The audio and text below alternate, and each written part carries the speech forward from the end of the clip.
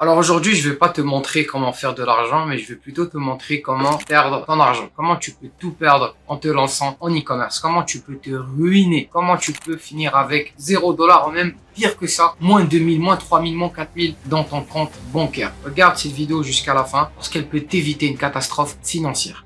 Salut tout le monde, j'espère que vous allez très bien. Bienvenue dans une nouvelle vidéo. Pour ceux qui ne me connaissent pas, je m'appelle Farouk Naman et dans cette chaîne, on parle e-commerce, business, investissement et on parle de plein d'autres sujets. Si t'es pas abonné à la chaîne, je sais pas qu'est-ce que t'attends, abonne-toi, lâche-moi un gros pouce bleu et puis laisse-moi un commentaire, que ce soit une question ou une suggestion. Alors, contrairement aux autres vidéos que je fais aujourd'hui, je fais une vidéo très spéciale où je vais te montrer comment tu peux tout perdre ton argent et partir avec 0 $ en te lançant avec l'e-commerce. C'est arrivé à beaucoup de personnes qui se sont lancées, qui se sont retrouvées ruinées avec l'e-commerce parce que ils ont suivi les mauvaises stratégies. Et cette vidéo va justement t'éviter d'arriver à la même catastrophe que ces personnes-là.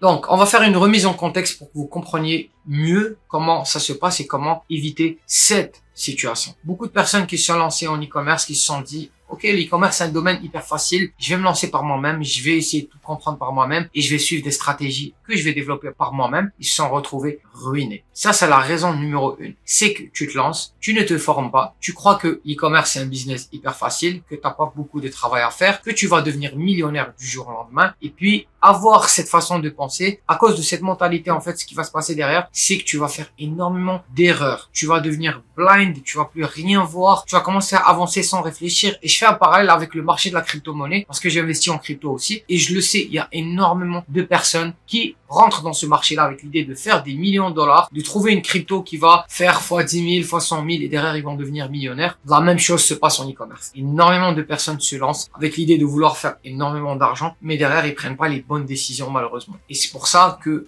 la première chose que tu dois faire quand tu te lances, il faut que tu sois réaliste. Va pas viser le million de dollars, va pas viser 100 000, va viser des objectifs qui sont plus réalistes et sois vraiment très intelligent dans ce que tu fais. Mets pas tout en argent, mets pas tout en argent sur un produit, sois intelligent même dans ta façon de lancer tes boutiques. Ça, c'est la première chose, c'est de te former. Moi, je te conseille vraiment de te former. Ok, parce que vous allez peut-être vous dire que je suis pas objectif parce que voilà, j'ai des programmes que je vends, j'ai des formations, tout ça, mais c'est la réalité. C'est vraiment la réalité. Tu as deux choix. Soit tu te lances par toi-même, tu perds des milliers de dollars et à la fin peut-être que tu arrêtes, ou tu achètes une formation, tu prends un coaching ou tu prends un programme qui va t'aider à avancer. Derrière, tu sauves énormément de temps et tu sauves de l'argent. Ça, c'est la première chose. La deuxième raison qui peut te mener vers ta perte avec l'e-commerce, c'est de tout miser sur un seul produit. Mais ça, c'est une erreur que je vois passer à chaque année. Ça fait 4 ans que je fais de l'e-commerce. Ça fait 4 ans. J'ai pas commencé hier. Ça fait pas un an. Ça fait 4 ans que je fais de l'e-commerce. J'ai coaché énormément de personnes. Et même à travers ma chaîne YouTube, je vois énormément de personnes qui misent tout sur un seul produit. Ton objectif, c'est de trouver un produit gagnant. Trouver un produit qui va fonctionner. C'est quoi un produit gagnant? C'est un produit qui fonctionne pour toi tout simplement. Parce que ça se peut que demain, moi, je te donne un produit puis qui fonctionne pas pour toi parce que tu as fait un mauvais travail, tu l'as lancé sur le mauvais marché, tu as eu la mauvaise offre. Il y a énormément de raisons qui peuvent faire en sorte qu'un produit va fonctionner ou pas. Mais derrière, ce que tu dois te dire, c'est qu'il y a des milliers de produits à tester. Je peux pas rester bloqué sur un seul produit. Je peux pas miser tout mon argent sur un seul produit. J'ai vu énormément de personnes qui ont mis des 1000 €, 2000 €, 3000 $ sur un seul produit et ils sont encore sur ce produit-là puis ils espèrent de le faire fonctionner. Le problème avec ça, c'est que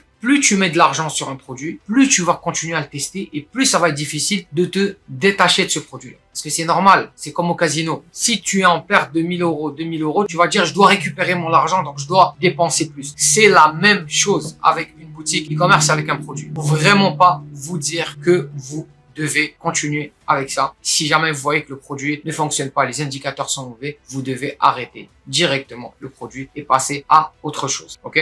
Ça, c'est vraiment super important. C'est un conseil en or que je vous donne. La troisième chose, si vous voulez vraiment perdre votre argent, c'est commencer à passer d'une plateforme publicitaire à l'autre. Alors là, mais vraiment, c'est la pire chose à faire. Vous commencez avec Facebook, après vous passez à Google, après vous passez à Pinterest, après vous passez à TikTok. Le problème dans tout ça, la plupart du temps, c'est pas la plateforme en tant que telle, c'est les stratégies que vous avez ou le type de produit ou le site que vous faites. Il y a un problème dans ce que vous faites parce que la plateforme n'est pas problématique. Toutes les plateformes fonctionnent. Si tu vas avec l'idée de trouver une plateforme secrète qui fonctionne avec des nouvelles stratégies, je casse ta bulle tout de suite, ça n'existe pas. Toutes les plateformes fonctionnent. Ce qui va différencier une plateforme de l'autre, c'est parfois les fonctionnalités ou même les audiences qui se trouvent sur la plateforme ou l'ancienneté de la plateforme. C'est pour ça que j'aime beaucoup aller avec Facebook, malgré les problèmes que Facebook a parfois, donc les blocages et parfois l'instabilité, tout ça, mais ça reste une plateforme hyper performante parce que je peux cibler de façon hyper avancée tous les avatars clients que je veux. et ils ont énormément de données sur les clients. Donc derrière, faut que tu te dises que toutes les plateformes fonctionnent. Je vais pas commencer à passer d'une plateforme à l'autre. Je vais prendre une seule plateforme, je vais me former dessus et je vais réussir avec ça. Arrêtez d'écouter les gens qui vous disent « Ah, mais je me suis lancé avec Facebook, ça n'a pas fonctionné, je suis allé vers Google. » Le problème, c'est pas Facebook, c'est toi le problème. C'est que les stratégies que tu as suivies ne fonctionnent pas tout simplement. J'ai utilisé toutes les plateformes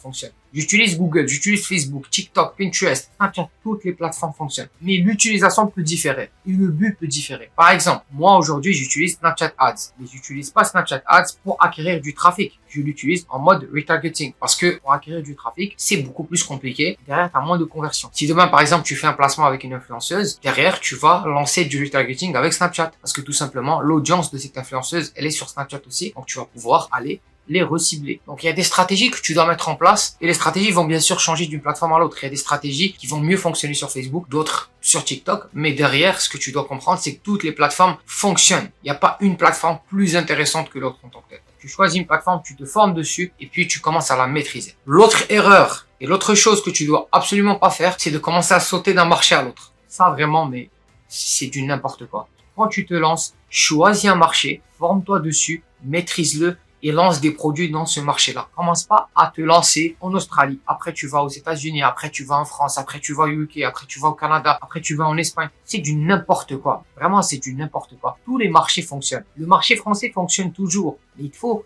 des stratégies adaptées à ce marché-là parce qu'il y a plus de concurrence, tout simplement. Donc, tu peux pas me dire, ah, mais le marché français est mort. Le marché français n'est pas mort. Si tu regardes les statistiques des ventes en France, les statistiques sont en train d'augmenter. Les gens achètent énormément en France. Les gens consomment énormément de produits en France. Les gens commandent énormément en ligne en France. J'ai des amis, même moi, j'ai des boutiques qui sont en France également. J'ai des amis qui ont des très grosses marques en France et qui fonctionnent super bien pour eux. Moi aussi, j'ai des boutiques qui fonctionnent super bien également en France. Donc, tu vas pas commencer à remettre en question un marché au complet parce que toi, tu as lancé un produit, il n'a pas fonctionné. De la même manière, tu dois te former sur ça. Pourquoi je conseille de commencer avec la France? Parce que la plupart du monde qui regarde mes vidéos, la plupart des gens qui sont francophones, c'est le marché le plus intéressant pour eux. Parce que derrière, tu as des clients qui convertissent bien, tu as un pouvoir d'achat qui est très correct par rapport à d'autres pays en Europe. En plus, derrière, tu peux facilement vendre des produits. Ils arrivent très rapidement. Quand tu as des bons fournisseurs, tu peux livrer en France en 6 à 7 jours. 6 à 7 jours, les produits arrivent chez les clients. Donc derrière, c'est super intéressant. Et l'autre chose que tu dois éviter de faire, c'est de commencer à sauter sur toutes les trends que tu vois. Je sais que tu regardes des vidéos sur YouTube. Faut que tu te dises que YouTube, c'est du divertissement. Je prends YouTube pour un canal de divertissement et d'apprentissage, mais plus pour du divertissement. Derrière, tu vas pas commencer à regarder toutes les stratégies qui sortent sur l'e-commerce et tu vas les tester. Je suis d'accord avec toi que Twitter Ads fonctionne. Faire des ads sur Twitter, ça fonctionne. Mais tu n'as pas le budget pour commencer à tester toutes les stratégies. Tu peux pas faire ça. Tu peux pas faire ça. En fait, tester des stratégies comme ça, c'est des grosses marques qui peuvent faire ça. Ils peuvent mettre un petit budget pour tester des nouvelles plateformes. Mais toi, tu n'es pas dans cette situation. Tu dois comprendre que tu as un petit budget, tu dois bien le gérer et tu peux pas te permettre de faire n'importe quoi. Donc, prends vraiment en note tout ce que je t'ai montré là maintenant parce que ça va beaucoup t'aider et évite de faire ces erreurs-là. Parce que si tu veux vraiment pas finir avec 0 $ dans ton compte et perdre tout ton capital en te lançant en e-commerce, suis les conseils que je t'ai donnés aujourd'hui et évite les erreurs que je t'ai citées aujourd'hui. J'espère que la vidéo d'aujourd'hui t'a beaucoup plu. Si t'es toujours pas abonné à la chaîne, n'hésite pas à t'abonner, à me lâcher un gros pouce bleu et puis dis-moi en commentaire t'en penses quoi. Est-ce que tu as déjà fait ces erreurs-là et est-ce que tu penses faire ces erreurs-là? Prends soin de toi, on se retrouve très bientôt. Ciao.